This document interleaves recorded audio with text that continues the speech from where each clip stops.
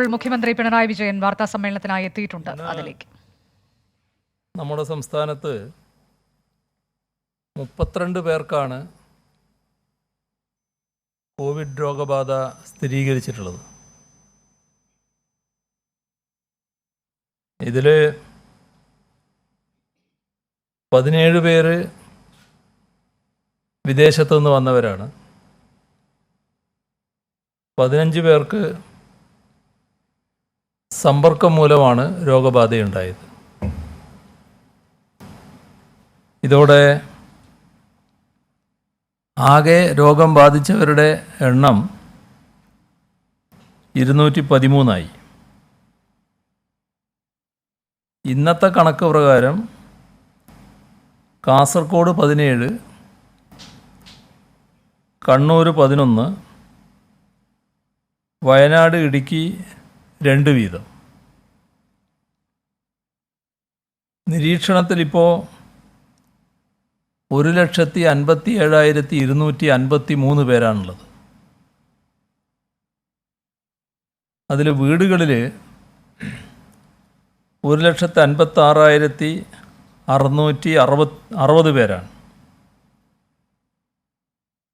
623 പേർ ആശുപത്രികളിലാണ്. ഇന്ന് മാത്രം 126 പേരെ ആശുപത്രിയിൽ പ്രവേശിപ്പിച്ചു. 6,991 സാമ്പിളുകളാണ് പരിശോധനയ്ക്ക് അയച്ചത്. 6,031 രോഗബാധയില്ല എന്ന് ഉറപ്പാക്കിയിട്ടുണ്ട്. പരിശോധന കൂടുതൽ വേഗത്തിലാക്കാനുള്ള റാപ്പിഡ് ടെസ്റ്റിംഗ് സംവിധാനത്തിൻ്റെ കാര്യം കഴിഞ്ഞ ദിവസം പറഞ്ഞതായിരുന്നു. ഈ ലോക്ക്ഡൗൺ പശ്ചാത്തലത്തിൽ ഉയർന്നു വന്ന ഒരു പ്രധാന പ്രശ്നം PSC റാങ്ക് ലിസ്റ്റുകളുടെ കാലാവധി അവസാനിക്കുന്നതുമായി ബന്ധപ്പെട്ടുള്ളതാണ്. ആ വിഷയം സർക്കാർ PSCയുടെ ശ്രദ്ധയിൽപ്പെടുത്തിയിരുന്നു. 20/3/2020 ചട്ടപ്രകാരം കാലാവധി പൂർത്തിയാക്കി അവസാനിക്കുന്ന റാങ്ക് ലിസ്റ്റുകളുടെ കാലാവധി 3 മാസം കൂടി ദീർഘിപ്പിച്ചതായി PSC അറിയിച്ചിട്ടുണ്ട്. 19/6/2020 വരെയായിരിക്കും അവധി.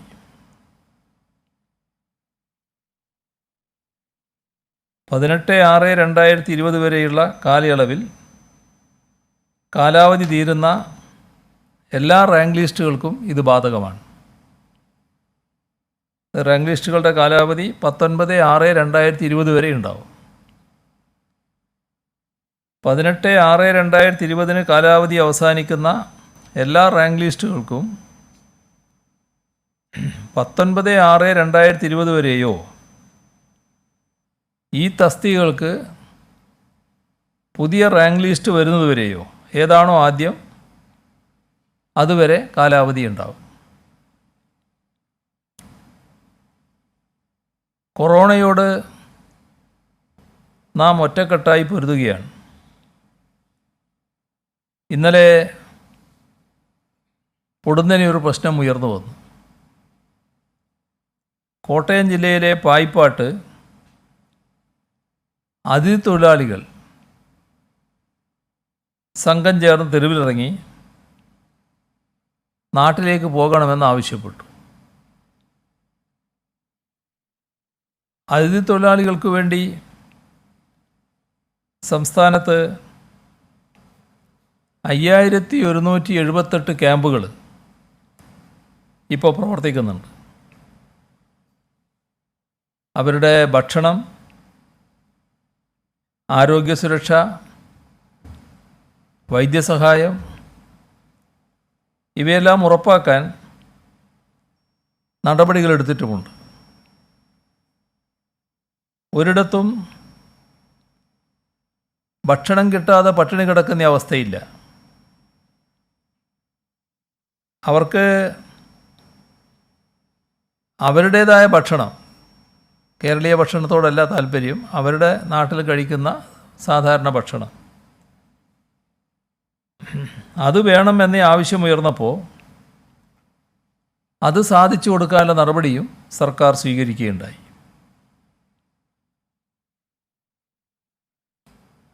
അവരുടെ നാട്ടിലേക്ക് പോകണം എന്നാണ് അവർ ഉന്നയിച്ചൊരാവശ്യം. നാട്ടിലേക്കുള്ള യാത്ര ഇപ്പോൾ നടക്കാത്തതാണ്. എല്ലാവരും ഇപ്പോൾ എവിടെയാണോ അവിടെ നിൽക്കുക എന്താണ് പ്രധാനമന്ത്രി തന്നെ രാജ്യത്തോട് പറഞ്ഞിട്ടുള്ളത്. അത് അവർക്കും അറിയാവുന്നതാണ്. ഇത് സംസ്ഥാന സർക്കാർ തീരുമാനിച്ച് നടപ്പാക്കേണ്ട ഒരു കാര്യമല്ല. രാജ്യത്താകെ നടപ്പാക്കേണ്ട ഒരു രീതി പ്രധാനമന്ത്രിയും കേന്ദ്ര സർക്കാരും പ്രഖ്യാപിച്ചപ്പോൾ അതിൻ്റെ ഭാഗമായി അണിചേരുന്ന സ്ഥിതിയാണ് സംസ്ഥാനം സ്വീകരിച്ചത്. പക്ഷേ ഈ അറിയാവുന്ന കാര്യങ്ങളെല്ലാം മാറ്റിവെച്ചുകൊണ്ടുള്ള ഒരു കൂടിച്ചേരലാണ് ഇവിടെ ഉണ്ടായത്. അതിനു പിന്നിൽ ആസൂത്രിതമായൊരു പദ്ധതിയുണ്ട് എന്ന് ഇന്നലെ തന്നെ വ്യക്തമാക്കിയതാണ്. കേരളം കൊറോണ പ്രതിരോധ പ്രവർത്തനങ്ങളിൽ നേടിയ മുന്നേറ്റത്തെ താറടിച്ച് കാണിക്കാനുള്ള ചില കുബുദ്ധികളുടെ ശ്രമവും അതിൽ കാണാൻ പറ്റും. ഇവിടെ അതിഥി തൊഴിലാളികളെ ഇളക്കി വിടാനാണ് ശ്രമമുണ്ടായത്. അതിന് പിന്നിൽ ഒന്നോ ഒന്നിലധികമോ ശക്തികൾ പ്രവർത്തിച്ചിട്ടുണ്ട് എന്ന് തന്നെയാണ് പ്രാഥമികമായി മനസ്സിലാക്കുന്നത്. അത് കണ്ടെത്താൻ പോലീസിന് നിർദ്ദേശം നൽകിയിട്ടുണ്ട്. അതിഥി തൊഴിലാളികളെ താമസിപ്പിക്കുന്നതും ഈ പായിപ്പാട്ട് ഒരു വലിയ സംഭവമാണ്. ഒരു കച്ചവട രീതി അതിലുണ്ട്. സാധാരണ നിലയിൽ താമസിക്കാൻ പറ്റാത്തിടങ്ങളിലും താമസിച്ച് വാടക കൊടുക്കുന്ന നിലയുണ്ട്. ഇതിൽ സാധാരണ അന്തരീക്ഷത്തിൽ അതിഥി തൊഴിലാളികൾക്ക് ഭക്ഷണവും മറ്റും ഉറപ്പുവരുത്തേണ്ടത് അവരെ പ്രവർത്തിപ്പിക്കുന്ന കോൺട്രാക്ടർമാരാണ്. എന്നാൽ ഇവിടെ അതുമായി ബന്ധപ്പെട്ടും പൊതുവെ ചില പ്രശ്നങ്ങൾ ഉയർന്നിട്ടുണ്ട്. സർക്കാർ ഇതിൽ സ്വീകരിച്ച നില ഇവർക്കെല്ലാവർക്കും മാന്യമായ താമസസ്ഥലം ഒരുക്കണം. പകൽ മുഴുവൻ അധ്വാനിച്ച്, അതും കഠിനമായി അധ്വാനിച്ച്, രാത്രി വന്ന് കിടന്നുറങ്ങാനൊരു സ്ഥലം എന്ന നിലക്കാണ് നേരത്തെ അവർ സ്ഥലം കണ്ടിട്ടുള്ളത്. അത് കിടക്കാനൊരു സ്ഥലം കിട്ടിയാൽ മതി. എന്നാൽ ജോലി മുടങ്ങിയ സാഹചര്യത്തിൽ മറ്റെല്ലാവരെയും പോലെ തന്നെ മുഴുവൻ സമയവും താമസ സ്ഥലത്ത് ചെലവഴിക്കാൻ അതിഥി തൊഴിലാളിയും നിർബന്ധിക്കപ്പെടുകയാണ്. അപ്പോൾ അതിനുള്ള സൗകര്യം വേണം. അതുകൊണ്ട് തന്നെ സൗകര്യപ്രദമായ രീതിയിൽ ഈ തൊഴിലാളികളെ താമസിപ്പിക്കണം എന്നാണ് സർക്കാർ നേരത്തെ തന്നെ നൽകിയ നിർദ്ദേശം. അതനുസരിച്ചുള്ള നടപടികൾ സ്വീകരിച്ചു വരുന്നുണ്ട്. അതോടൊപ്പം ഭക്ഷണം കൃത്യമായി നൽകണം, വൈദ്യസഹായം ഉറപ്പുവരുത്തണം. ഭക്ഷണകാര്യത്തിൽ അവർക്ക് വേണ്ട ഭക്ഷണം എന്ന് പറഞ്ഞപ്പോൾ അതിനും ആട്ടയും അതോടൊപ്പം ഉരുളക്കിഴങ്ങും ഉള്ളിയും ദാളും എല്ലാം നൽകുന്നതിനുള്ള സംവിധാനം ഒരുക്കിയിട്ടുണ്ട്. ഇവിടെ ഇപ്പോഴൊരു പ്രശ്നം വരുന്നത്, ചില ക്യാമ്പ് എണ്ണം വളരെ അധികമാണ് ആളുകൾ. ഒരു നിശ്ചിത എണ്ണത്തിൽ കവിയാൻ പാടില്ല. ആ തരത്തിലുള്ള ക്യാമ്പുകൾ സൗകര്യപ്പെടുത്താൻ തന്നെയാണ് സർക്കാർ ഉദ്ദേശിക്കുന്നത്. അതോടൊപ്പം അവർ കൂട്ടം കൂടി ഇരിക്കുകയാണെന്നുള്ളത് കൊണ്ട് വാർത്തയും മറ്റും കാണുന്നതിനും ടി വി ഉൾപ്പെടെ എൻ്റർടൈൻമെൻറ്റ് സൗകര്യങ്ങൾ ഒരുക്കാനും നിശ്ചയിച്ചിട്ടുണ്ട്.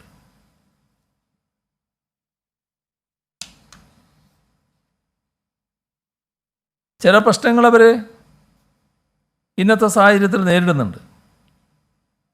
ആ കാര്യങ്ങൾ അവരുമായി ചർച്ച നടത്തി അവരെ ബോധ്യപ്പെടുത്തി സഹകരിപ്പിക്കുക എന്നത് തന്നെയാണ് ഉദ്ദേശിക്കുന്നത്. അതിഥിത്തൊഴിലാളി ക്യാമ്പുകളിൽ അതിൻ്റെ പൊതുമേൽനോട്ടം കലക്ടറാണ് വഹിക്കുക. ജില്ലയിലെ പോലീസ് മേധാവിയും ജില്ലാ ലേബർ ഓഫീസറും അടക്കമുള്ള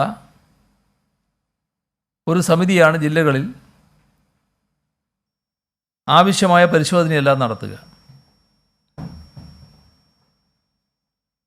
പായിപ്പാട് സംഭവത്തിൽ ഇന്ന് ഒരു അറസ്റ്റ് ഉണ്ടായിട്ടുണ്ട്.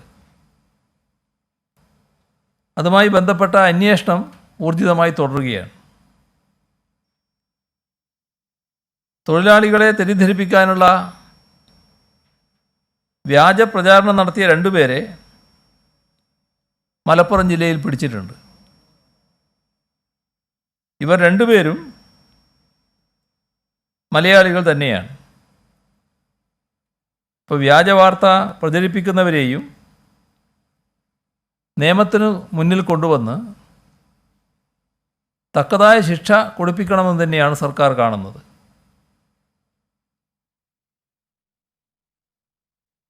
അതിഥി തൊഴിലാളികളുടെ ക്ഷേമം ഉറപ്പാക്കുന്നതിന് അടിയന്തര നടപടി സ്വീകരിച്ചിട്ടുണ്ട്. ക്യാമ്പുകൾ സന്ദർശിച്ച് ക്ഷേമം അന്വേഷിക്കുന്നതിന് ഹിന്ദി അറിയാവുന്ന ഹോം ഗാർഡുകളുടെ സേവനം ഉപയോഗിക്കുന്നുണ്ട്. അതിഥി തൊഴിലാളികൾ ക്ഷേമം ഉറപ്പാക്കുന്നതിന് സർക്കാർ കൈക്കൊണ്ട നടപടികൾ അവരെടുത്ത് വിശദീകരിക്കുകയാണ്. അങ്ങനെ അവരുടെ സഹകരണം അഭ്യർത്ഥിക്കുകയാണ്. ഒറിയ, ബംഗാളി, ഹിന്ദി ഭാഷകളിൽ നൽകുന്ന സന്ദേശം അതിഥി തൊഴിലാളികൾക്കിടയിൽ പ്രചരിപ്പിക്കും. ഇപ്പം നമ്മുടെ സംസ്ഥാനത്ത് കോവിഡ് ബാധയെ തുടർന്ന് സംസ്ഥാനത്താകെ വിന്യസിച്ചിരിക്കുന്ന പോലീസ് ഉദ്യോഗസ്ഥർ കഠിന സാഹചര്യങ്ങൾ ജോലി ചെയ്യേണ്ടി വരികയാണ്. കാരണം കടുത്ത വെയിലിലും അവർ റോട്ടിൽ അവരുടെ ഡ്യൂട്ടി നിർവഹിക്കുകയാണ്. അങ്ങനെയുള്ള പോലീസ് ഉദ്യോഗസ്ഥരുടെ ക്ഷേമം ഉറപ്പാക്കുന്നതിന് സായുധ സേന ADGPയെ നിയോഗിച്ചു. ജോലി സമയം, ആരോഗ്യം എന്നിവ നിരീക്ഷിക്കുന്നതും മാസ്കുകൾ, കയ്യുറ ഇവയെല്ലാം ലഭിച്ചു എന്ന് ഉറപ്പാക്കുന്നതും അദ്ദേഹമായിരിക്കും. സാഹചര്യം വിലയിരുത്തി കൈക്കൊള്ളേണ്ട പരിശോധനാ രീതികൾ സംബന്ധിച്ച് എല്ലാ പോലീസ് ഉദ്യോഗസ്ഥർക്കും ദിവസേന SMS വഴി നിർദ്ദേശം നൽകും. അതേപോലെ തന്നെ ഈ തൊഴിലാളികൾക്ക് എന്തെങ്കിലും ബുദ്ധിമുട്ടുണ്ടെങ്കിൽ അവയെ അറിയിക്കാൻ സംസ്ഥാന തലത്തിൽ ഒരു കൺട്രോൾ റൂം സംവിധാനം ഒരുക്കിയിട്ടുണ്ട്. ജില്ലാടിസ്ഥാനത്തിലും ഉദ്യോഗസ്ഥർക്ക് ചുമതല നൽകിയിട്ടുണ്ട്. 1034 തദ്ദേശ സ്വയംഭരണ സ്ഥാപനങ്ങളിൽ 1031 കമ്മ്യൂണിറ്റി കിച്ചൺ തുടങ്ങിയിട്ടുണ്ട്. 1213 കമ്മ്യൂണിറ്റി കിച്ചണുകളാണ് ആകെ പ്രവർത്തിക്കുന്നത്. 1,54,258 പേർക്ക് കഴിഞ്ഞ ദിവസം കമ്മ്യൂണിറ്റി കിച്ചൺ വഴി ഭക്ഷണം നൽകാനായി. 1,37,930 പേർക്കും സൗജന്യമായിട്ടാണ് ഭക്ഷണം നൽകിയത്. ഇവിടെ നിരാലംബർക്ക്, അത്യാവശ്യക്കാർക്ക് ഭക്ഷണം നൽകാനാണ് നാം ഉദ്ദേശിച്ചത്. ഇതിൽ കൃത്യതയുണ്ടാകണം. ഇത്തരത്തിൽ അർഹതയുള്ളവർക്ക്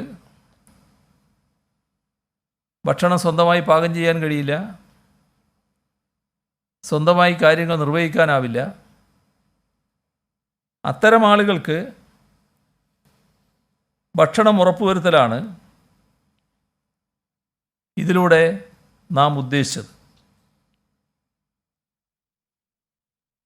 ഇതിനകത്ത് കാശ് കൊടുത്ത് ഭക്ഷണം വാങ്ങാൻ തയ്യാറാകുന്ന ആളുകളുണ്ട്. അവർക്ക് പാചകം ചില കാരണങ്ങളാൽ ഒഴിവാക്കലാണ് താല്പര്യം. അത്തരം ആളുകൾക്ക് കമ്മ്യൂണിറ്റി കിച്ചണിലൂടെ ഭക്ഷണം കൊടുക്കാനല്ല ഉദ്ദേശിച്ചത്. ഇപ്പോഴത്തെ സ്ഥിതിയിൽ സംസ്ഥാനത്താകെ തുടങ്ങാൻ ഉദ്ദേശിച്ച 1000 ഹോട്ടലുകളിൽ ഹോട്ടൽ സ്ഥാപിതമായ പ്രദേശത്ത് ഈ പറയുന്ന ആളുകൾക്കും കുടുംബങ്ങൾക്കും ഭക്ഷണം എത്തിക്കുന്നതിന് പ്രയാസമുണ്ടാവില്ല. അതോടൊപ്പം എവിടെയൊക്കെ ആവശ്യം വരുന്നോ അത്തരം സ്ഥലങ്ങളിൽ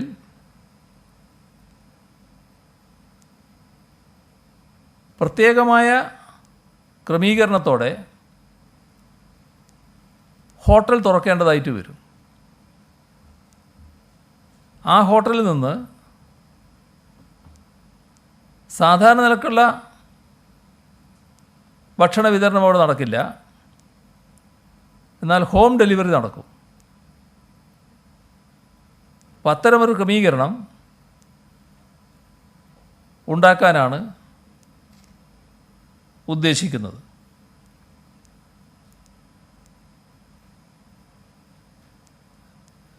വിവിധ വിഭാഗം ആളുകൾക്ക് ഇളവുകൾ ഇപ്പോൾ അനുവദിച്ചിട്ടുണ്ട്. കരാർ ജീവനക്കാർ, താൽക്കാലിക ജീവനക്കാർ, ഇവരൊക്കെ ശമ്പളം വാങ്ങാൻ ഓഫീസിലോ ബാങ്കിലോ പോകുന്നതിന് ഇളവനുവദിച്ചിട്ടുണ്ട്. കൃത്യമായ ശാരീരിക അകലം പാലിച്ച് കൃത്യമായ രേഖകൾ കൈവശം വെച്ച് ഈ സൗകര്യം ഉപയോഗിക്കുകയാണ് വേണ്ടത്. ഉൾവനത്തിൽ താമസിക്കുന്ന ആദിവാസികളുണ്ട്. അവരുടെ ഉൽപ്പന്നങ്ങൾ വാങ്ങാനും അവർക്ക് അവശ്യ സാധനങ്ങൾ എത്തിച്ചു കൊടുക്കാനും പട്ടികവർഗക്ഷേമ വകുപ്പും വനം വകുപ്പും സംയുക്തമായി ചില നടപടികൾ സ്വീകരിക്കുന്നുണ്ട്. അഗതികൾ, തെരുവിൽ ഉറങ്ങുന്നവർ, ഇത്തരക്കാരെ പുനരധിവസിപ്പിച്ച 44 ക്യാമ്പുകൾ സംസ്ഥാനത്ത് പ്രവർത്തിക്കുന്നുണ്ട്. 2569 പേരെ ഈ രീതിയിൽ പുനരധിവസിപ്പിച്ചിട്ടുണ്ട്. ഏതെങ്കിലും സ്കൂളിൽ അരിയും പയറും കെട്ടിക്കടന്ന് നശിച്ചു പോകുന്നതിനിടയാക്കുന്നുവെങ്കിൽ അത് നശിക്കാതിരിക്കാനുള്ള നടപടികൾ സ്വീകരിക്കണം. അത് ന്യായവിലക്ക് വിതരണം ചെയ്യാൻ PTA ഏൽപ്പിക്കുകയും ചെയ്യാം. അതിന് PTA-കൾ ഇടപെടേണ്ടതായിട്ടുണ്ട്. ഇപ്പം നാളെ മാർച്ച് 31 റിട്ടയർ ചെയ്യേണ്ട ചില ആൾക്കാരുണ്ട്. സാധാരണ നിലക്ക് യാത്രക്ക് പ്രയാസമുണ്ട്. ഇപ്പോൾ റിട്ടയർ ചെയ്യുമ്പോൾ ഔപചാരികമായ ചാർജ് കൈമാറ്റത്തിന് വേണ്ടി ഈ ബന്ധപ്പെട്ട റിട്ടയർ ചെയ്യുന്നയാൾ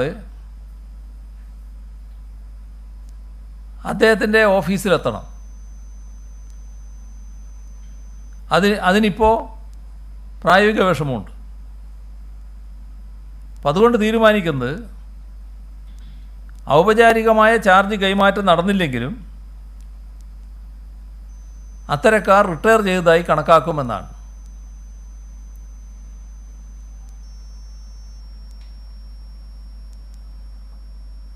ഇപ്പോഴത്തെ സാഹചര്യത്തിൽ ചില സർട്ടിഫിക്കറ്റുകൾ ലഭിക്കുന്നതിന് വിഷമമുണ്ട്. ഇപ്പോൾ അവിവാഹിത സ്ത്രീകൾക്കുള്ള പെൻഷനുണ്ട്, വിധവാ പെൻഷനുണ്ട്. ഈ കാര്യങ്ങളിൽ ബന്ധപ്പെട്ട സർട്ടിഫിക്കറ്റ് പ്രധാനമാണ്. അതിപ്പോൾ ഒഴിവാക്കാൻ നടപടി സ്വീകരിച്ചിട്ടുണ്ട്. സ്വകാര്യ ആശുപത്രികളിൽ ചിലതിൽ 3 ദിവസം സ്റ്റാഫ് നഴ്സും അവർ ജോലി ചെയ്യുകയാണ്. 3 ദിവസം കഴിഞ്ഞുള്ള 4 ദിവസം ശമ്പളരഹിത അവധിയാണ് എന്നൊരു പരാതി വരുന്നുണ്ട്. അത് വസ്തുതയാണെങ്കിൽ ആ നടപടിക്രമം ശരിയല്ല. അതുകൊണ്ട് തന്നെ സ്വകാര്യ ആശുപത്രി അധികൃതരുമായി സംസാരിക്കാൻ ആരോഗ്യവകുപ്പിനെ ചുമതലപ്പെടുത്തിയിട്ടുണ്ട്. ഒരു കാര്യത്തിൽ എല്ലാ തൊഴിലുടമകൾക്കും വ്യക്തത വേണം. ഇത്തരമൊരു ഘട്ടത്തിൽ തൊഴിലാളികളുടെ വേതനം കുറക്കാനേ പാടില്ല. ഇതോടൊപ്പം അവശ്യ സാധനങ്ങളുമായി സഞ്ചരിക്കുന്ന ട്രക്കുകൾ സംസ്ഥാനത്തിലും അന്തർ സംസ്ഥാനത്തിലും, ആ ട്രക്കുകൾക്ക് ഇൻ്റർനെറ്റ് അടിസ്ഥാനമാക്കിയ മോണിറ്ററിംഗ് സംവിധാനം ഒരുക്കാനാണ് കാണുന്നത്. ചരക്ക് നീക്കം 3ആയി ക്രമപ്പെടുത്താം. ഒന്നാമത്തത് മരുന്ന്, മെഡിക്കൽ ഉപകരണങ്ങൾ, LPG, പാചക എണ്ണ, അവശ്യധാന്യങ്ങളും പയറുവർഗ്ഗങ്ങളും.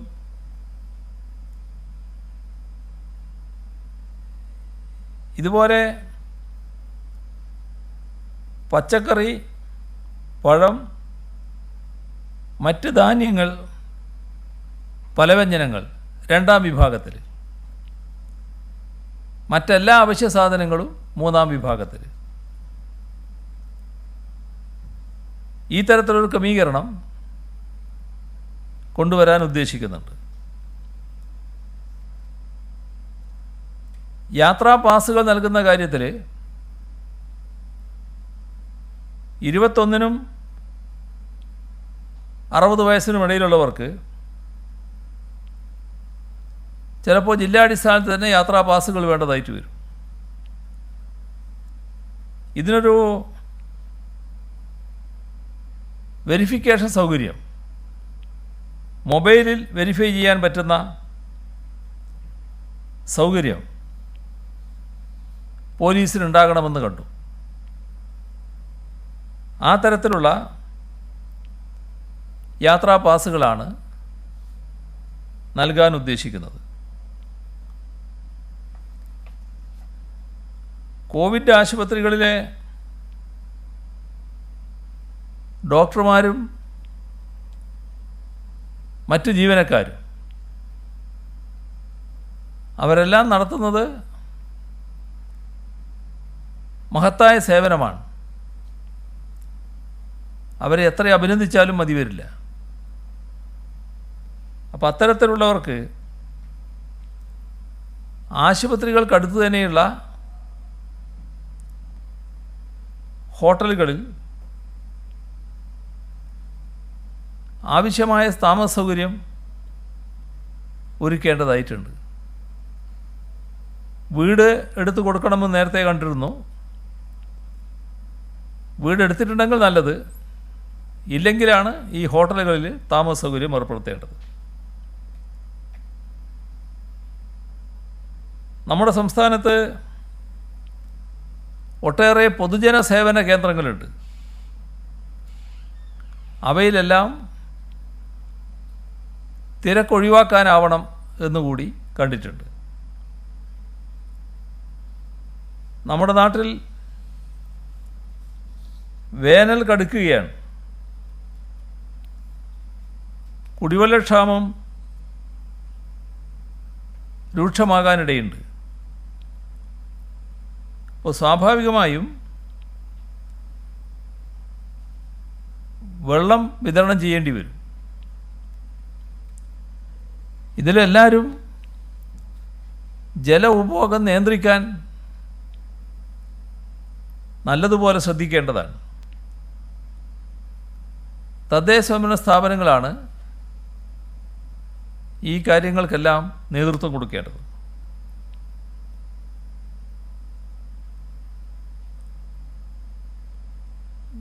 തൃശ്ശൂരാണ് നമ്മുടെ സംസ്ഥാനത്ത് ആനകൾ കൂടുതലുള്ളത്. ആനകൾക്ക് പട്ട കൊണ്ടുവരാൻ പറ്റാത്ത വിഷമം ഇപ്പോൾ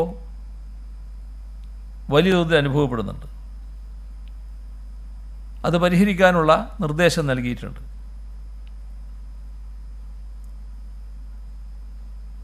ഇവിടുത്തെ ചാനലുകളുടെ ഉടമകളോട് ഈ ഘട്ടത്തിലൊരു അഭ്യർത്ഥന മുന്നോട്ട് വെക്കാനുണ്ട്. ഈ ഘട്ടത്തിൽ തൊഴിലിന് പോകാൻ കഴിയാതെ ആളുകൾ വീട്ടിൽ കഴിയുകയാണ്. പല ചാനലുകളും പേ ചാനലുകളാണ്. ഈ അവസ്ഥ പരിഗണിച്ച് പേ ചാനൽ നിരക്കുകൾ ഒഴിവാക്കി സമൂഹത്തോട് പ്രതിബദ്ധത കാണിക്കാൻ ഉള്ള അവസരമായി ഈ ഘട്ടത്തെ വിനിയോഗിക്കണം എന്നാണ് അഭ്യർത്ഥിക്കാനുള്ളത്.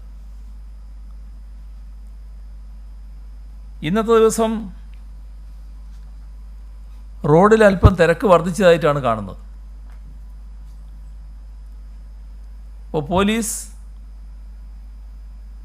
കൂടുതൽ കർക്കശമായി ഈ കാര്യത്തിൽ ഇടപെടണം എന്ന് തീരുമാനിച്ചിട്ടുണ്ട്. ഒരിടത്തും ആളുകൾ കൂടാൻ അനുവദിക്കില്ല.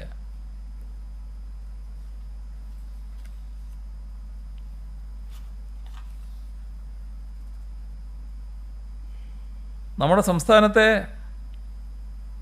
സംസ്ഥാനതല ബാങ്കേഴ്സ് സമിതിയുമായി ഇന്ന് ചർച്ച നടത്താൻ കഴിഞ്ഞിരുന്നു. ഇപ്പോൾ കുടുംബശ്രീ മുഖേന നൽകേണ്ട വായ്പാ പദ്ധതി അതുടൻ തന്നെ പ്രാവർത്തികമാക്കും എന്ന് ഉറപ്പ് നൽകിയിട്ടുണ്ട്. ബാങ്കുകളിലെ രോഗപ്രതിരോധ സുരക്ഷാ സംവിധാനങ്ങൾ ശക്തമാക്കും എന്നും പറഞ്ഞിട്ടുണ്ട്. ATM മെഷീനുകളിൽ കൃത്യമായി പണം നിറക്കും. ബാങ്ക് ജീവനക്കാരിൽ പ്രത്യേക ആവശ്യക്കാർക്ക് സ്പെഷ്യൽ പാസും അനുവദിക്കും.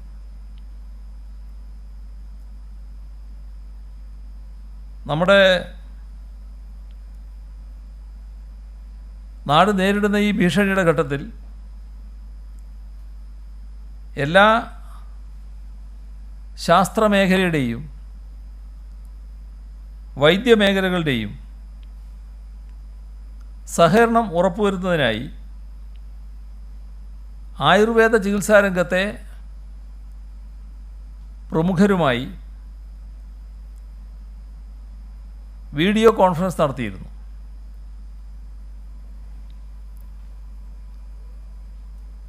ആയുർവേദ രംഗം ചിക്കൻ ഗുനിയയും ഡെങ്കിപ്പനിയൊക്കെ വന്നപ്പോൾ നല്ലതുപോലെ ഇടപെട്ടൊരു രംഗമാണ്. സമൂഹം വലിയൊരളവിൽ അത് സ്വീകരിക്കുകയും ചെയ്തു. പ്രതിരോധ ശക്തി വർദ്ധിപ്പിക്കാനുള്ള മരുന്നുകളും മാർഗങ്ങളും ആയുർവേദത്തിലുണ്ടാവും. എങ്ങനെ ഫലപ്രദമായി അത് ഉപയോഗിക്കാനാവും, ഇതാണ് അവിടെ ചർച്ച ചെയ്തത്. ആയുർവേദ രംഗത്തെ മനുഷ്യവിഭവശേഷി ഉൾപ്പെടെ ഈ അടിയന്തര ഘട്ടത്തിൽ ഉപയോഗിക്കാനാവണം.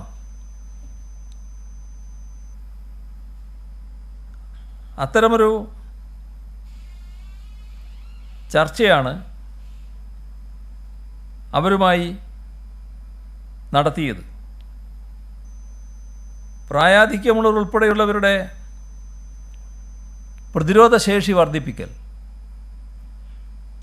അതിനും ആയുർവേദ മരുന്ന് ഉപയോഗിക്കാനാവും. അതോടൊപ്പം പ്രതിരോധത്തിന് ഉപയോഗിക്കുന്ന ആയുർവേദ ചികിത്സാ രീതികൾ പ്രതിപ്രവർത്തനമില്ലാത്തതാണ് എന്ന് ഉറപ്പുവരുത്തേണ്ടതുണ്ട്. ഹൃദയം, വൃക്ക തുടങ്ങിയ അവയവങ്ങൾക്ക് പാർശ്വഫലം ഉണ്ടാക്കില്ലെന്ന് ഉറപ്പുവരുത്തണം. ഇതിന് ആയുർവേദ മേഖലയിലുള്ള വിദഗ്ധരുടെ കൂടിയാലോചനകൾക്ക് ശേഷം ആരോഗ്യ വകുപ്പിന് ഇതുമായി ബന്ധപ്പെട്ട വിശദമായ നിർദ്ദേശങ്ങൾ നൽകാൻ തീരുമാനിച്ചിട്ടുണ്ട്. 2-3 ദിവസങ്ങൾക്കുള്ളിൽ തന്നെ അവരവരുടെ നിർദ്ദേശങ്ങൾ സമർപ്പിക്കും. പരിശോധിച്ച് ആവശ്യമായ നിലപാട് അക്കാര്യത്തിൽ സ്വീകരിക്കും.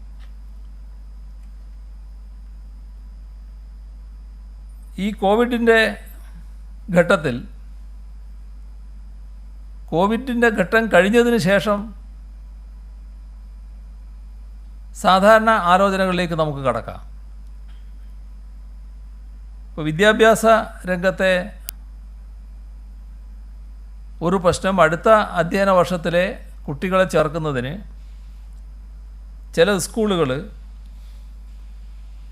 ഓൺലൈനിൽ അപേക്ഷ ക്ഷണിച്ചതായി ശ്രദ്ധയിൽപ്പെട്ടു. അത് ഇപ്പോൾ വേണ്ട, കുറച്ച് കഴിഞ്ഞ് മതി എന്നാണ് കാണുന്നത്.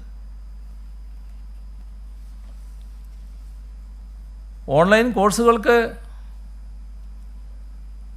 പൊതുവേ നല്ല അംഗീകാരം ഇപ്പോൾ ഉയർന്നു വരികയാണ്. കാരണം കുട്ടികളെല്ലാം വീട്ടിലിരിക്കുകയാണ്. കുട്ടികൾക്ക് ഈ സമയം നല്ല നിലയിൽ വീടിനകത്ത് ചെലവഴിക്കാൻ കഴിയണം. ചിത്രം വരക്കേണ്ടവർക്ക് ചിത്രം വരക്കാം, മറ്റ് സൃഷ്ടിപരമായ കാര്യങ്ങളിൽ ഏർപ്പെടാം. അതോടൊപ്പം കളർ ചെയ്യേണ്ട പ്രായമാണെങ്കിൽ കളർ ചെയ്ത് ശീലിക്കാം. അതിൻ്റെ കൂടെ തന്നെ മുതിർന്ന കുട്ടികൾക്ക് ഓൺലൈൻ കോഴ്സിനും ചേരാം. ലോകത്തിലെ പ്രശസ്തി പെറ്റ ചില സ്ഥാപനങ്ങൾ ഇപ്പം തന്നെ ഫ്രീ ആയി ഓൺലൈൻ കോഴ്സുകൾ നടത്തുന്നുണ്ട്. അപ്പോൾ നമ്മുടെ സമൂഹത്തെ ഒരു വിജ്ഞാനാധിഷ്ഠിത സമൂഹമാക്കി മാറ്റുന്നതിൻ്റെ ഭാഗമായി വിദ്യാർത്ഥികളിൽ മുതിർന്നവർക്കൊക്കെ അത്തരം കോഴ്സുകൾക്ക് ചേരാൻ ഈ അവസരം ഉപയോഗിക്കുക. വീട്ടിലിരിക്കുന്ന സമയം ഈ കോഴ്സുകൾക്ക് വേണ്ടി നല്ലതുപോലെ ഉപയോഗിക്കുന്ന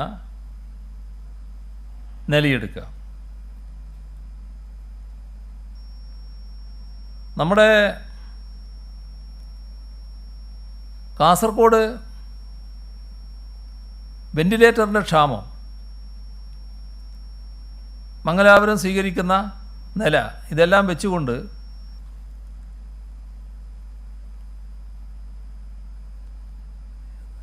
ഇന്ന്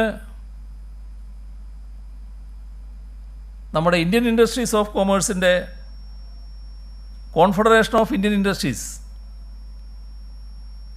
പ്രതിനിധികൾ വന്നപ്പോൾ അവരുമായൊരു സംസാരം നടത്തുകയുണ്ടായി. കുറച്ച് വെന്റിലേറ്ററുകൾ, കുറച്ച് ഡയാലിസിസ് മെഷീനുകൾ പെട്ടെന്ന് തന്നെ കാസർഗോഡ് സ്ഥാപിക്കുന്ന കാര്യം. അപ്പോൾ അവർ ഡയാലിസിസ് മെഷീനുകൾ പെട്ടെന്ന് തന്നെ സ്ഥാപിക്കാം എന്ന് സമ്മതിച്ചിട്ടുണ്ട്. പോയി കഴിഞ്ഞതിന് ശേഷം അവർ വീണ്ടും ഒരു സന്ദേശം അയച്ചു, പെട്ടെന്ന് തന്നെ സ്ഥാപിക്കുന്നതിനുള്ള നടപടികൾ ഞങ്ങൾ സ്വീകരിക്കുന്നതാണ്. ഇത്തരത്തിലുള്ള മുൻകൈകൾ ഇന്നത്തെ നമ്മുടെ സാഹചര്യത്തിൽ അങ്ങേയറ്റം സ്വാഗതാർഹമായതാണ്. യൂണിസെഫ് 35 ലക്ഷം രൂപ ജില്ലാ കളക്ടർമാർക്കായി വിനിയോഗിക്കുന്നതിന് അനുവദിച്ചിട്ടുണ്ട്. അതും ഒരു സ്വാഗതാർഹമായ കാര്യമാണ്.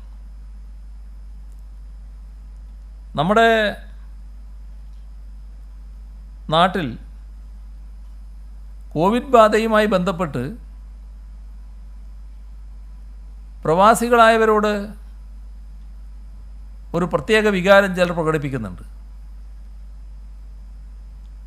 നാം കാണേണ്ടത് ഇത് ലോകത്താകെ പറന്നു പിടിച്ചിട്ടുള്ളൊരു രോഗമാണ്. ചില വികസിത രാഷ്ട്രങ്ങൾ നിസ്സഹായതയോടെ ഇതിനെ നേരിടുന്ന കാഴ്ച നാം കാണുന്നുണ്ട്. ഇതിനേതെങ്കിലും ഒരു വ്യക്തിയെ കുറ്റപ്പെടുത്താനാവില്ല.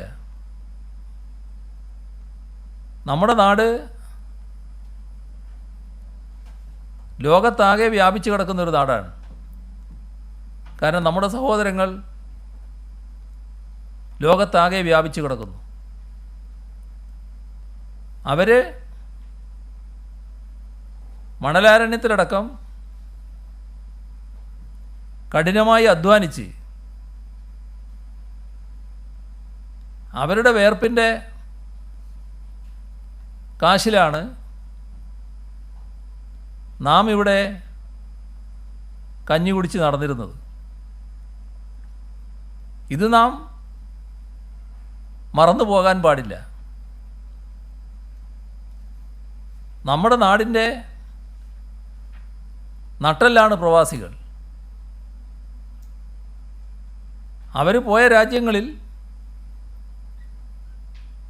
ചില പ്രശ്നങ്ങളുണ്ടായപ്പോൾ സ്വാഭാവികമായും അവർ നാട്ടിലേക്ക് തിരിച്ചു വരാൻ ആഗ്രഹിക്കില്ലേ? തിരിച്ചു വന്നപ്പോൾ ന്യായമായ പ്രതിരോധ നടപടികൾ പൊതുവിൽ എല്ലാവരും സ്വീകരിച്ചിട്ടുണ്ട്. ഒറ്റപ്പെട്ട ചില കേസുകളാണ് വ്യത്യസ്തമായി ഉണ്ടായത്.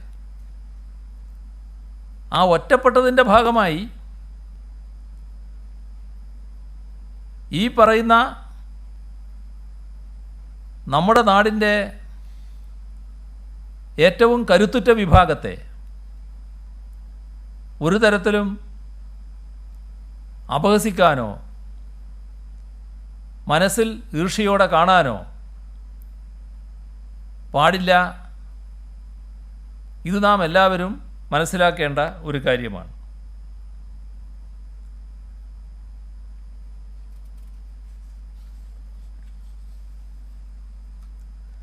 നമ്മുടെ പ്രവാസി സഹോദരങ്ങൾക്ക് സ്വാഭാവികമായും നാട്ടിലുള്ള കുടുംബത്തെക്കുറിച്ച് ഉത്കണ്ഠയുണ്ടാവും. കാരണം ഇപ്പോൾ അവർക്ക് ആർക്കും ഇങ്ങോട്ട് വരാൻ കഴിയില്ല, യാത്രാ സൗകര്യമില്ലാത്തതുകൊണ്ട്. അവരോടൊരു കാര്യം മാത്രമേ പറയാനുള്ളൂ. അവർക്കാർക്കും അത് സംബന്ധിച്ച് ഉത്കണ്ഠ വേണ്ടതില്ല.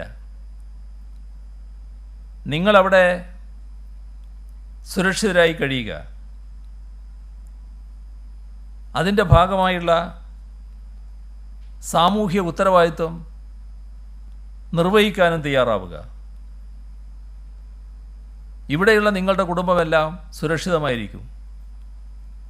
ഈ നാട് എപ്പോഴും നിങ്ങളുടെ കൂടെയുണ്ട് എന്ന് പ്രവാസി ലോകത്തിന് ഉറപ്പ് നൽകുകയാണ്.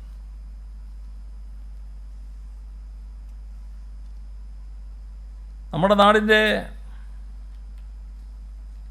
പ്രതിസന്ധി രൂക്ഷമായപ്പോൾ സ്വാഭാവികമായും സാമ്പത്തികമായ സഹായം നമുക്ക് കൂടുതലായി വേണ്ടി വരും. ഇക്കാര്യത്തിൽ മുഖ്യമന്ത്രിയുടെ ദുരിതാശ്വാസ നിധിയിലേക്ക് സംഭാവനക്കായി ഒരു അഭ്യർത്ഥന പുറപ്പെടുവിച്ചിട്ടുണ്ട്. പലരും നല്ല രീതിയിൽ സഹകരിക്കുന്നുണ്ട്. നമ്മുടെ നേഴ്സുമാരുടെ സംഘടന 1 കോടി രൂപയാണ് ദുരിതാശ്വാസ നിധിയിലേക്ക് സംഭാവന ചെയ്തിരിക്കുന്നത്. നഴ്സിംഗ് കൗൺസിലാണ് 1 കോടി രൂപ സംഭാവന ചെയ്തത്. അതൊരു ഉദാത്തമായ മാതൃക തന്നെയാണ്. മറ്റും സഹായങ്ങൾ വന്നുകൊണ്ടിരിക്കുന്നുണ്ട്. ഇന്ന് ജീവനക്കാരുടെ വിവിധ സംഘടനാ നേതാക്കളുമായി സംസാരിക്കുകയുണ്ടായി. ഒരു മാസത്തെ ശമ്പളം ഇതിലേക്ക് സംഭാവന ചെയ്യാൻ തയ്യാറാകണം എന്നാണ് എല്ലാവരോടും അഭ്യർത്ഥിച്ചത്. നേരത്തെയും നമ്മുടെ നാടിത്തരം പ്രതിസന്ധി നേരിട്ടപ്പോൾ മഹാഭൂരിഭാഗം ജീവനക്കാരും അതുമായി സഹകരിക്കാൻ തയ്യാറായിട്ടുണ്ട്. ആ ഒരു അഭ്യർത്ഥന പൊതുവേ ഇന്ന് എല്ലാ സംഘടനകളോടും നടത്തിയിട്ടുണ്ട്. Kerala nurses and midwives council ആണ് 1 കോടി രൂപയുടെ ചെക്ക് കൈമാറിയിരിക്കുന്നത്.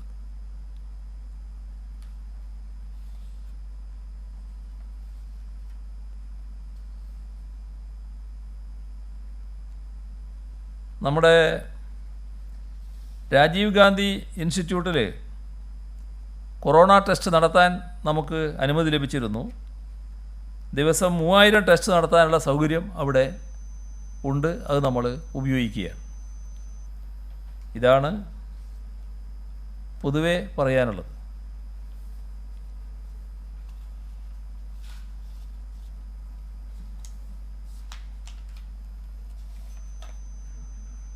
ഈ പായിപ്പാട് സംഭവം ആസൂത്രിതാന്ന് പറഞ്ഞു.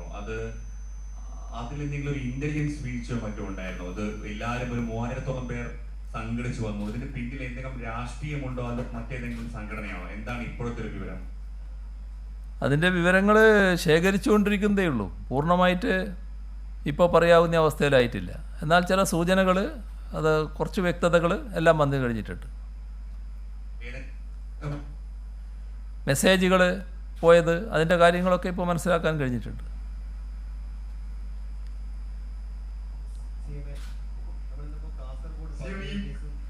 കർണാടക അതിർത്തി അടച്ചത് സംബന്ധിച്ച് അല്ല ഒരാൾ തുടങ്ങി, നിങ്ങൾ അധിക ശബ്ദത്തിൽ പറയുന്നതുകൊണ്ടാണ്. കാസർഗോഡ് 17 കേസും കണ്ണൂരിൽ 11 കേസും റിപ്പോർട്ട് ചെയ്തു. ഇത് കാസർഗോഡ് കേസിൽ സമ്പർക്കം മൂലം നമുക്ക് കാസർഗോഡ് എത്ര പേർക്ക് രോഗം ഉണ്ടായിട്ടുണ്ട്, അവരുടെ സമൂഹ വ്യാപനത്തിലേക്ക് പോയി എന്നൊരു സംശയം നമുക്ക് ഈ ഘട്ടത്തിലുണ്ട്. കാരണം ഓരോ ദിവസം അവിടെ കേസുകൾ ഇങ്ങനെ കൂടി വരുന്നു. സമൂഹ വ്യാപനം അല്ല, ഈ രോഗി ബന്ധപ്പെട്ട ആളുകളുണ്ട്. ആ ആളുകളുടെ എണ്ണം കുറച്ച് കൂടുതലാണ്. അതിൻ്റെ ഭാഗമായി അവരെല്ലാം നിരീക്ഷണത്തിലാണ്.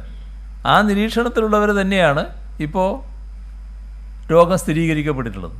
അത് സമൂഹ വ്യാപനമല്ല. ഒരാളിൽ നിന്നാണോ കൂടുതലും കാസർഗോഡ് ഉണ്ടായിരിക്കുന്നത്? ഈ ഒരാളിൽ നിന്ന് അല്ല, ഒരാളല്ല ഞാൻ പറഞ്ഞത്, രോഗികൾ എന്നാണ്. CM ഈ കർണാടക അതിർത്തി അടച്ചത് സംബന്ധിച്ച് CM ഒരു 3 ദിവസമായിട്ട് നിരന്തരം ചർച്ചകൾ കേന്ദ്രമായിട്ടൊക്കെ നടക്കുകയും ഇപ്പോൾ കോടതി ഒരു ഡയറക്റ്റീവ് പുറപ്പെടുവിക്കുകയും ചെയ്തല്ലോ. എന്തെങ്കിലും പുരോഗതി, അത് തുറന്നു കിട്ടുന്നതിനുള്ള എന്തെങ്കിലും പുരോഗതി ഉണ്ടായോ കർണാടകയുടെ ഭാഗത്തുനിന്ന്? അതിൽ ഞാൻ നല്ല പ്രതീക്ഷയിൽ തന്നെയാണ്. ഞങ്ങളിപ്പോൾ ഇടപെട്ടത് നമ്മുടെ രാജ്യത്തിൻ്റെ ഒരു നയത്തിൻ്റെ ഭാഗമായുള്ള രീതിയിലാണ്. കാരണം ഒരു സംസ്ഥാനവും അല്ലെങ്കിൽ ഒരു റോഡും ചരക്ക് ഗതാഗതം തടയാൻ പാടില്ല എന്ന നില കേന്ദ്ര ഗവൺമെൻറ് കൃത്യമായി എടുത്തിട്ടുണ്ട്. കേന്ദ്ര ഗവൺമെൻറ് ആണെങ്കിൽ എല്ലാ ദിവസവും ക്യാബിനറ്റ് സെക്രട്ടറി അടക്കം പങ്കെടുത്തുകൊണ്ടുള്ള സംസ്ഥാന ചീഫ് സെക്രട്ടറിമാരുടെ വീഡിയോ കോൺഫറൻസ് നടത്തുന്നുണ്ട്. അതിലെല്ലാം ഈ പ്രശ്നം കൃത്യമായി ഉന്നയിച്ചു പോന്നിട്ടുണ്ട്. നമ്മുടെ സംസ്ഥാന ചീഫ് സെക്രട്ടറി പ്രശ്നം ഉന്നയിക്കുകയും അതിന് പരിഹാരം കാണും എന്നവർ ഉറപ്പ് നൽകുകയും ചെയ്തിട്ടുണ്ട്. ഇതിന് ഈ പ്രശ്നം പരിഹരിക്കപ്പെട്ടില്ല എന്ന് വന്നപ്പോൾ അതുമായി ബന്ധപ്പെട്ട് മുഖ്യമന്ത്രി തലത്തിലുള്ള ഇടപെടൽ ഉണ്ടായി. അതിലും പ്രശ്നം പരിഹരിക്കപ്പെട്ടില്ല. ഒരു ഘട്ടത്തിൽ നിങ്ങളോട് തന്നെ ഞാൻ പറഞ്ഞിട്ടുണ്ട്, കേന്ദ്രമന്ത്രി സദാനന്ദ ഗൗഡയുമായി സംസാരിച്ച കാര്യം. അതിലും പരിഹാരമായില്ല. ഇന്നലെ അതുകൊണ്ട് പ്രധാനമന്ത്രിയെ തന്നെ വിളിക്കുകയുണ്ടായി. പ്രധാനമന്ത്രിയുടെ ഓഫീസ് തിരിച്ച് വിളിക്കാമെന്ന് പറഞ്ഞു. ഹോം മിനിസ്റ്റർ തിരിച്ചു വിളിച്ചു. അപ്പോൾ അദ്ദേഹത്തോട് ഈ കാര്യങ്ങളെല്ലാം ഞാൻ പറഞ്ഞു. അതിൽ മംഗലാപുരവും കാസർഗോഡും തമ്മിലുള്ള ബന്ധത്തിൻ്റെ ചരിത്രവും ഞാൻ വിശദീകരിച്ചു. കാരണം കേരള സംസ്ഥാനം രൂപം കൊള്ളുന്നതിന് മുൻപ് സൗത്ത് കാനറ ഡിസ്ട്രിക്റ്റാണ്. അതിൻ്റെ ആസ്ഥാനം മംഗലാപുരമാണ്. അപ്പോൾ മംഗലാപുരം എല്ലാ കാര്യങ്ങൾക്കും കാസർഗോഡ് ഹോസ്ദുർഗ് വരെയുള്ളവർ ആശ്രയിച്ച് വന്ന ഒരു സ്ഥിതിയായിരുന്നു പഴയ കാലത്ത്. കോടതിയായാലും ആരോഗ്യ സംവിധാനമായാലും വിദ്യാഭ്യാസ സ്ഥാപനങ്ങളായാലും എല്ലാം അവിടെ കേന്ദ്രീകരിച്ചായിരുന്നു ഉണ്ടായിരുന്നത്. നമ്മുടെ സംസ്ഥാനം രൂപം കൊണ്ടതിന് ശേഷമാണ് പിന്നീട് ഇതിൽ മാറ്റം വരുന്നത്. എന്നാൽ ആരോഗ്യ വിദ്യാഭ്യാസ കാര്യങ്ങളിൽ തൊട്ടുകിടക്കുന്ന പ്രദേശമാണല്ലോ. ആ തൊട്ടുകിടക്കുന്ന പ്രദേശമായതുകൊണ്ട് അവിടെയുള്ളവർ, കാസർഗോഡ് മഞ്ചേശ്വരമുള്ളവർ പ്രത്യേകിച്ചും മംഗലാപുരത്തെയാണ് ഏറ്റവും കൂടുതൽ ആശ്രയിച്ചത്. ഇതൊക്കെ ഞാൻ പറഞ്ഞപ്പോൾ എനിക്കറിയാം എന്ന് അദ്ദേഹം പറയുന്നുണ്ട്. എല്ലാ കാര്യവും എനിക്കറിയാം. ഞാൻ ഇന്ന് രാത്രി തന്നെ അദ്ദേഹമായിട്ട് സംസാരിക്കുക, മുഖ്യമന്ത്രിയായിട്ട് സംസാരിക്കുക, നിങ്ങളെ തിരിച്ച് വിളിക്കാമെന്ന് പറഞ്ഞു. പക്ഷേ രാത്രി പിന്നെ തിരിച്ച് വിളിച്ചില്ല. എന്നാൽ അദ്ദേഹത്തിൻ്റെ തുടർ നടപടികൾ സ്വീകരിക്കുന്നുണ്ട് എന്നാണ് ഞാൻ മനസ്സിലാക്കുന്നത്. ഇതിൽ ചില ഇടപെടലുകൾ ഗവർണർ നടത്തിയിട്ടുണ്ട്. അതിൻ്റെ അതും ചില പോസിറ്റീവ് വശങ്ങൾ അതിനകത്തുണ്ട്. ഏതായാലും നല്ല പ്രതീക്ഷയിൽ തന്നെയാണ് ഇരിക്കുന്നത്. നമുക്ക് നോക്കാം എന്താണ് സ്ഥിതി എന്നുള്ളത്.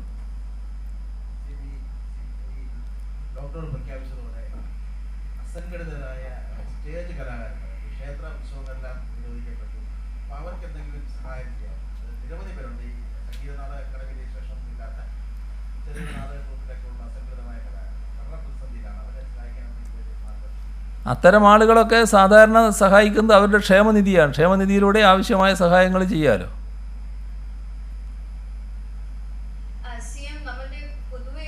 across the world ഈ കോവിഡ് കേസസ് കണ്ടാൽ frontline workers are the most threatened if we can say. നമ്മുടെ നഴ്സസ്, നമ്മുടെ doctors, health workers, ASHA workers across the world if you see. നമ്മുടെ കേരളത്തിൽ പൊതുവെ also we've had 2 cases. So നമ്മുടെ what are the steps, precautionary measures for these health workers in the front line? നമ്മൾ എന്തോ steps എടുത്തേക്കുന്നത്? നമുക്ക് എല്ലാ പ്രൊട്ടക്റ്റീവ് ഗിയർസ് ഇനഫ് ഉണ്ടോ എല്ലാവർക്കും ഫ്രണ്ട് ലൈനിൽ സർ? ഇപ്പം നമ്മൾ അതിനെല്ലാ കരുതലും എടുത്തിട്ടുണ്ട്. നമ്മുടെ എല്ലാ ഫോഴ്സിനെയും മുൻനിരയിലേക്ക് നമ്മളിപ്പോൾ തള്ളി വിട്ടിട്ടില്ല. ഒരു നിരയാണ് മുൻനിരയിലുള്ളത്. അതിൻ്റെ പിൻനിരകൾ നമ്മളിപ്പോൾ തന്നെ സജ്ജമാക്കിയിട്ടുണ്ട്. ആവശ്യമായ ഏത് സാഹചര്യത്തെയും നേരിടാനുള്ള കരുതലോടുകൂടിയാണ് നാം മുന്നോട്ട് പോയിക്കൊണ്ടിരിക്കുന്നത്. ഒരാശങ്കയും ആ കാര്യത്തിൽ വേണ്ടതില്ല. സിഎം ഈ കണ്ണൂർ എസ് പിക്കെതിരെ കഴിഞ്ഞ ദിവസം സിഎം റിപ്പോർട്ട് തേടിയിരുന്നു. ആ റിപ്പോർട്ട് ലഭിച്ചിട്ടുണ്ടോ? ലഭിച്ചിട്ടുണ്ടെങ്കിൽ അതിന്മേൽ എന്തെങ്കിലും നടപടി ആയിട്ടുണ്ടോ? റിപ്പോർട്ട് ഇപ്പോൾ ലഭിച്ചില്ല. റിപ്പോർട്ട് ലഭിക്കുന്നതേ ഉള്ളൂ. ഇപ്പോൾ ഇന്നത്തെ സ്ഥിതി വന്നപ്പോൾ കുറച്ച് റോഡിൽ കൂടുതൽ ആളുകൾ വർദ്ധിക്കുന്ന നില വന്നിട്ടുണ്ട്. അപ്പോൾ നാട്ടുകാർ തന്നെ ഇക്കാര്യത്തിൽ പോലീസിൻ്റെ കൂടുതൽ കർക്കശ നടപടികൾ വേണം എന്ന് സ്വയമേവ പറയുന്ന നിലയും ചിലർ ഞങ്ങളെയൊക്കെ അറിയിക്കുന്ന നിലയും ഉണ്ടായിട്ടുണ്ട്. അപ്പോൾ നാട്ടുകാരോട് പൊതുവിൽ അഭ്യർത്ഥിക്കാനുള്ളത് നമ്മുടെ നിയന്ത്രണം കൃത്യമായി പാലിച്ചു പോകണം. പോലീസ് ഇടപെടുന്ന ഒരു സ്ഥിതി ഉണ്ടാക്കരുത്. പോലീസിന് ഒരു നിയന്ത്രണം പാലിക്കാത്ത അവസ്ഥ വന്നാൽ പോലീസിന് ഇടപെടേണ്ടതായിട്ട് വരും. സിഎം മദ്യാസക്തിയുള്ളവർക്ക് ഡോക്ടറുടെ കുറിപ്പടിയുടെ മദ്യം നൽകാമെന്ന് അങ്ങ് കഴിഞ്ഞ ദിവസം ഒരു ബ്രീഫിംഗിൽ പറഞ്ഞതാണ്. പക്ഷെ IMA അതിന് രംഗത്ത് വന്നു. അത് ശാസ്ത്രീയമല്ല, തെറ്റായ രീതിയാണെന്നാണ് IMA പറയുന്നത്. എന്തെങ്കിലും ആ ഒരു പുനർവിചിന്തനം ഉണ്ടായിട്ടുണ്ടോ? അല്ല, അവർ ശാസ്ത്രീയല്ലെങ്കിൽ അവർ കൊടുക്കണ്ട. അവരോടിപ്പം നിർബന്ധമായി കൊടുത്തോളണമെന്ന് ആരും പറഞ്ഞിട്ടില്ലല്ലോ. ഓരോ ദിവസവും ഈ മരണം ഇങ്ങനെ കൂടി വരുന്നുണ്ട്. ഇന്നും ഒരാൾ ആത്മഹത്യ ചെയ്തിട്ടുണ്ട്. അതൊരു പരിഹാര നടപടികൾ അടിയന്തരമായിട്ടുണ്ടാവും. അതിൽ എക്സൈസ് ഡിപ്പാർട്ട്മെൻറ്റ് ത്വരിതഗതിയിൽ നീങ്ങിക്കൊണ്ടിരിക്കുന്നുണ്ട്. പിന്നെ തിരുവനന്തപുരത്ത് ഒരാൾക്ക് ഇന്നലെ COVID-19 സ്ഥിരീകരിച്ചിരുന്നു. അത് നമുക്ക് എവിടെ നിന്നാണ് ആ രോഗം വന്നത് എന്ന തരത്തിൽ ചില അവ്യക്തതകൾ നിലനിൽക്കുന്നത്. അതിനെന്തെങ്കിലും സ്ഥിരീകരണം ലഭിച്ചിട്ടുണ്ടോ? അദ്ദേഹം കുറേ സ്ഥലങ്ങളിൽ പോയിട്ടുണ്ട് എന്നാണ് അറിയാൻ കഴിയുന്നത്. അതെ, അദ്ദേഹത്തിൻ്റെ സ്ഥിതി ഒരു ഗുരുതരാവസ്ഥയുള്ള സ്ഥിതിയാണ്. ഇന്നലെയാണത് സ്ഥിരീകരിക്കുന്നത്. നിരവധി മറ്റസുഖങ്ങളുണ്ട്. വൃക്കകൾ തകരാറിലാണ്. ഡയാലിസിസ് തുടങ്ങിയിട്ടുണ്ട്. ആദ്യത്തെ ഫലം നെഗറ്റീവായിരുന്നു. രണ്ടാമത്തേതാണ് പോസിറ്റീവായത്. അദ്ദേഹത്തിൻ്റെ ആരോഗ്യസ്ഥിതി അല്പം മോശമായതുകൊണ്ട് വിവരങ്ങൾ കൃത്യമായി ലഭിക്കാൻ പ്രയാസമുണ്ട്. ബന്ധുക്കൾ നൽകിയ വിവരം അനുസരിച്ച് റൂട്ട് മാപ്പ് തയ്യാറാക്കുന്നുണ്ട്. അതിനനുസരിച്ചിട്ട് വേണം ഈ കാര്യങ്ങൾ മനസ്സിലാക്കാൻ. അതാണ് ഇപ്പോഴത്തെ സ്ഥിതി.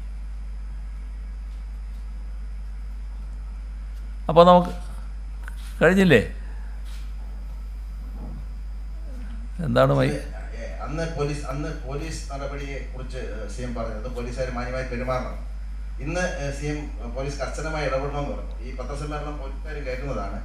കർശനമായി ഇടപെടണമെന്ന് പറഞ്ഞാൽ ഇത് കഴിഞ്ഞ തവണത്തെ പോലെ കൈവിട്ടു പോകും. അതുകൊണ്ട് അടിയന്തരമായ നിർദ്ദേശം സാഹചര്യങ്ങളുണ്ട്. കർശനമായി ഇടപെടണമെന്ന് പറഞ്ഞാൽ അർത്ഥം വ്യക്തമാണ്.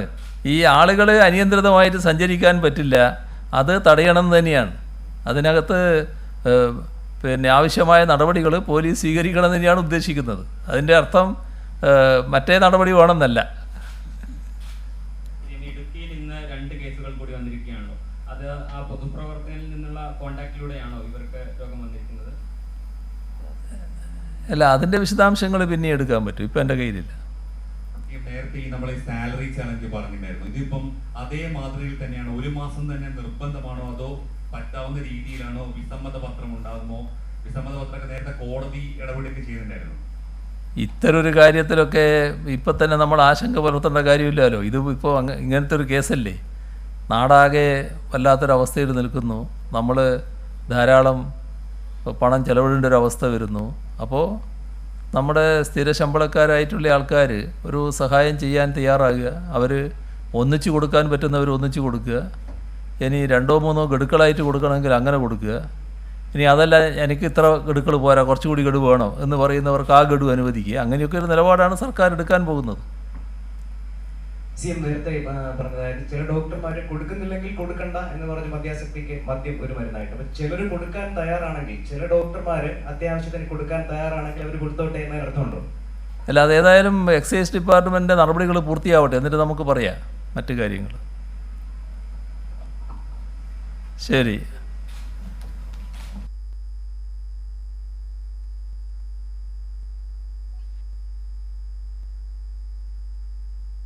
കേരളത്തിൽ ഇന്ന് 32 പുതിയ കോവിഡ് കേസുകൾ റിപ്പോർട്ട് ചെയ്തിട്ടുണ്ട് എന്നാണ് മുഖ്യമന്ത്രി വ്യക്തമാക്കിയത്. ഇതിൽ 17 പേർ വിദേശത്ത് നിന്ന് വന്നവരാണ്. 15 പേർക്ക് സമ്പർക്കത്തിലൂടെയാണ് രോഗം പകർന്നത്. ആകെ രോഗബാധിതരുടെ എണ്ണം സംസ്ഥാനത്ത് 213 ആയിരിക്കുന്നു. ഇന്നത്തെ കണക്ക് അനുസരിച്ച് കാസർഗോട്ട് 17 പേർ, കണ്ണൂർ 11 പേർ, വയനാട്, ഇടുക്കി ജില്ലകളിൽ 2 വീതം പേർക്ക് പുതുതായി രോഗം സ്ഥിരീകരിച്ചിട്ടുണ്ട് എന്നാണ് മുഖ്യമന്ത്രി പറഞ്ഞതൊപ്പം തന്നെ പായിപ്പാട്ടെ സംഭവം അതിന് പിന്നിൽ ചില കുബുദ്ധികളാണ് എന്ന് മുഖ്യമന്ത്രി വിശദമാക്കി. ഗൂഢാലോചനയുണ്ട്, അതിൽ അന്വേഷണം നടന്നുകൊണ്ടിരിക്കുകയാണ്. ചില തെളിവുകളടക്കം, മെസ്സേജുകളടക്കം പോയതിൻ്റെ വിവരങ്ങൾ ഇപ്പോൾ ലഭിക്കുന്നുണ്ട്. അത് കൂടുതൽ അന്വേഷണത്തിലിരിക്കുകയാണ് എന്ന് മുഖ്യമന്ത്രി പറഞ്ഞു. ഒപ്പം ലോക്ക്ഡൗണിൻ്റെ പശ്ചാത്തലത്തിൽ PSC റാങ്ക് ലിസ്റ്റിൻ്റെ കാലാവധി നീട്ടി. ഈ മാസം 20-ന് അവസാനിക്കുന്ന കാലാവധിയുള്ള റാങ്ക് ലിസ്റ്റുകളുടേത് 3 മാസം കൂടി ദീർഘിപ്പിച്ചിട്ടുണ്ട്. ഇത് PSC ഇത്തരത്തിൽ അറിയിച്ചിട്ടുണ്ട് എന്ന് മുഖ്യമന്ത്രി പറഞ്ഞു. ഒപ്പം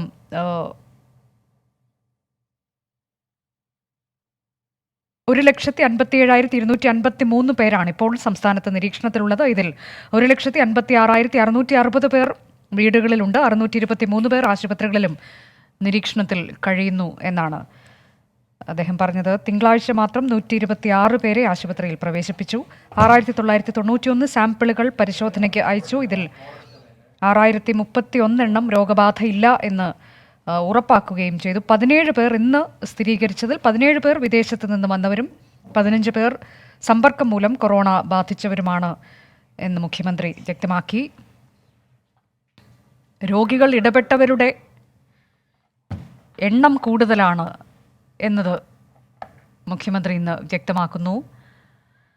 ഡോക്ടർമാരെ മദ്യം നൽകാൻ നിർബന്ധിച്ചിട്ടില്ല, അത്തരത്തിലേക്ക് മദ്യം നൽകേണ്ടതില്ല എന്നും മുഖ്യമന്ത്രി ഇന്ന് പറഞ്ഞു.